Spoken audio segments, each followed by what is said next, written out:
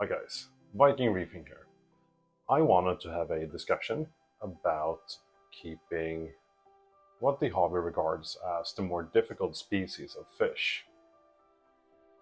As you can see from the population of my tank, this is one of the main interests that I have in the reefing hobby, keeping the more kind of finicky or demanding species that we encounter. But first things first, it is my view that there are no such things as difficult fish. And what I really want is to discuss the notion that there are difficult fish to keep at all. Um, so, in my view, there are no difficult fish to keep. People will say, for example, that a Moorish idol is a very difficult fish. There's studies to show that they have very poor survival rates in captivity. Um, However, that's not really down to that the fish is actually difficult to keep, but it's down to use or error. Basically, unprepared aquarists taking on a challenge that they had no business doing. I see a lot of talk on forums and things of that nature to see that a specific fish, let's say like Achilles or something, just croaks. There's a almost kind of a apologetic view of this, saying, "Oh, it's just such a difficult fish. Everyone's having difficulty with them, and they're basically just dying because of some sort of weird magic that makes them not being able to be kept in tanks." I don't agree with this notion at all. Not whatsoever. And I think it's irresponsible of us as a hobby to have this view. We should rather say that if a fish dies, it's 9 times out of 10 just because we as aquarists haven't given it the proper environment to thrive.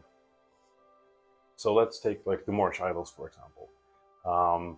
It is true that they have very poor survival rates in captivity, but they do very well just provided that you give them everything they need. So, for example, for a Moorish idol, you need a large tank. They need to be fed several times a day because they burn through food like no other fish I've come across, basically, at least not in the saltwater hobby. They have very specific dietary needs, which mainly includes algae and sponges. They need high flow, and they really don't handle bullying all that well.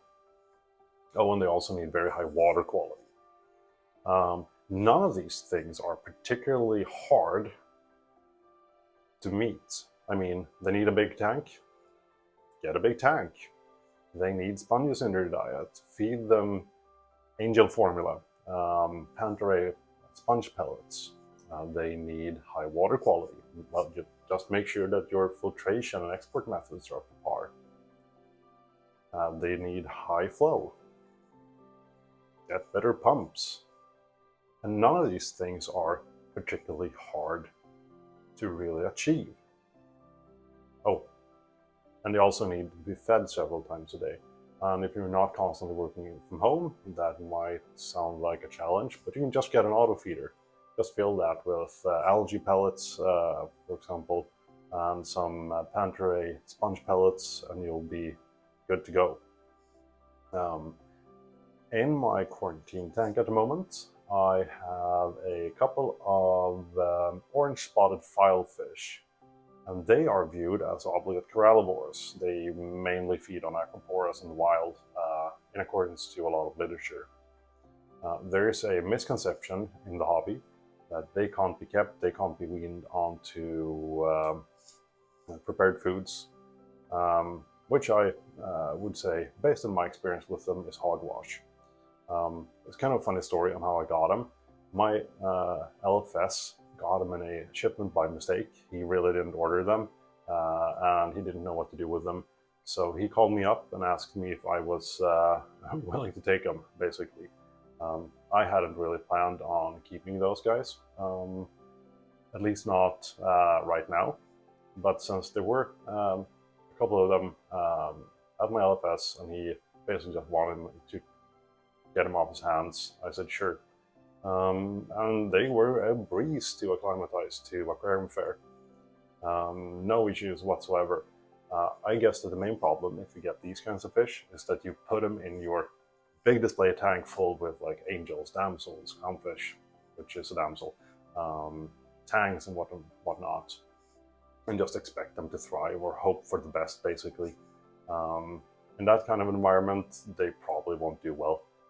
What I found was that when I put them in my QT tank, which has live rock and algae, a bunch of chaetomorph and stuff, and the copepods, amphipods, bristleworms, everything like that, and a very calm environment, they were super easy to wean on to even pellets. So again, just because the fish has very specific needs doesn't mean that they're difficult. What I did with these guys were, since I know that they primarily feed on acropora slime, I snipped off some branches of my acroporas here. I mixed up some mastic. I pushed that onto the frags. They went for it almost straight away. And once I've got them feeding on mastic, I started mixing in other stuff like pellets and things of that nature, and specifically Pantaray polyp pellets. It took a couple of days, and now they're happily eating both mastic and I believe 3 or 4 kinds of pellets and flakes, which just goes to show that provided that you give them the opportunity to thrive, fish will do so.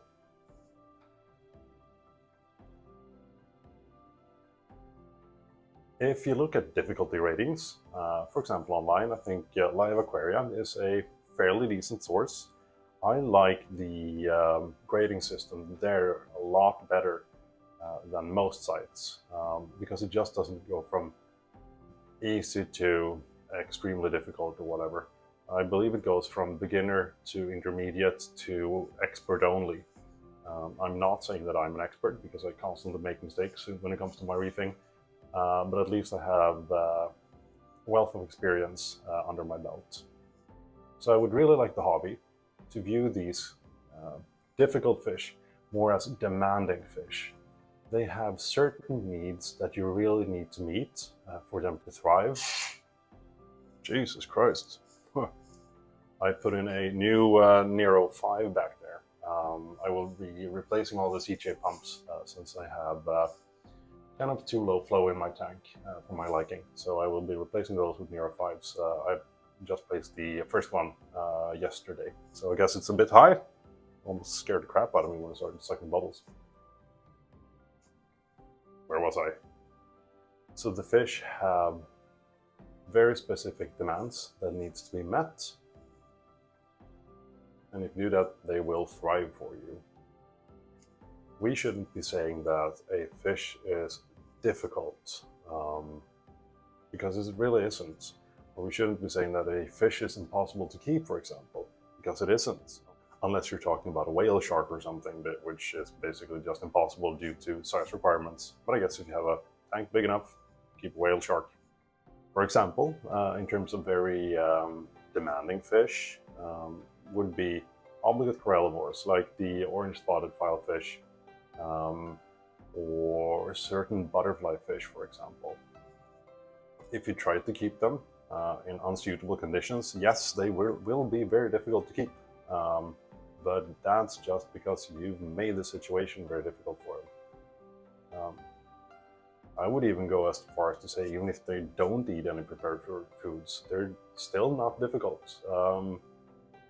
I'm willing to bet that most of those obligate corallivores will still be gladly accepting, for example, corals. So just supply them with a steady stream of corals and they'll do fine. I mean, it's not difficult to do that. It's expensive as hell, of course, but it's not difficult. So we really shouldn't be viewing them, fish in itself, as difficult. So how do I go about selecting a fish? And going through the process of how I figure out if I want to keep a certain species or not.